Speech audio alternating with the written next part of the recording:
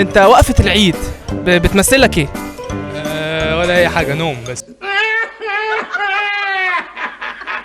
في الوقفة بعيد على أصحابي، بعيد على أهلي وناسي، وبصراحة كل عيد بتعمل الموضوع ده؟ وبطلع مع حبيبتي.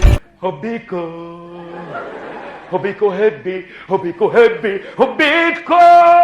احنا بنطلع في الشارع بقى ونتجمع انا والصحاب ونقعد للصبح للفجر. بتعملوا ايه؟ نقعد نحكي حكوا بس؟ نحكي كده ونسهر انت كذاب ابو صلاح.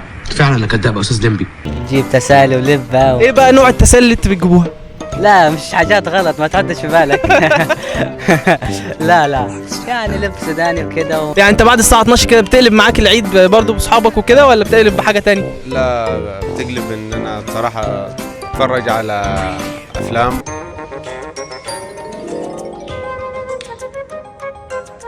دول جايين يتفرجوا على نهائي كاس اوروبا.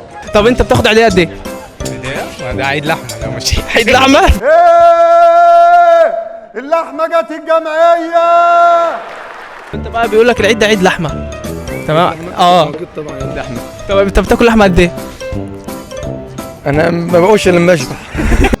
في حاجة بابي؟ كل دي سندوتشات. امال يا اختي الناس اللي في القريه هياكلوا ايه؟ معرفش، عنهم مكايب. لا، أنا ما باكلش لحمة. وما بتاكل ايه؟ باكل كبدة. تمام. طب ليك في اللحمة بتاعت العيد؟ اكيد بتاخد ايه؟ انت بتاكل قد ايه في اللحمة؟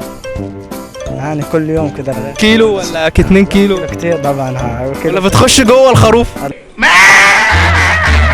طب بتاخد عيدية؟ لا، واحنا صغيرين معلش. طب وانت بتدي عيدية؟ انت كبير دلوقتي. انا بدي معاش الولاد اخويا وولاد اختي. خد يا دكتور.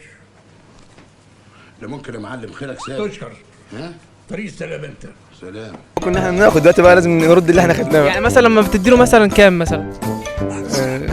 يعني اكتر حاجه 20 جنيه 30 طب جنيه. ما بتخنصرش بقى تقول له تاخد 20 جنيه تروح تاخدها منه تاني؟ مش في كل الاوقات. يعني انت دايما بتديله في مش كل الاوقات بتاخدها منه تاني. والله انا عايز مثلا اشتري حاجه تروح واخدها لا لا، ما هو كده اللي بدو ده بيخرج معايا عامه يعني. بقى بتستعبط عليه بقى. اصلا هو بالظبط كده.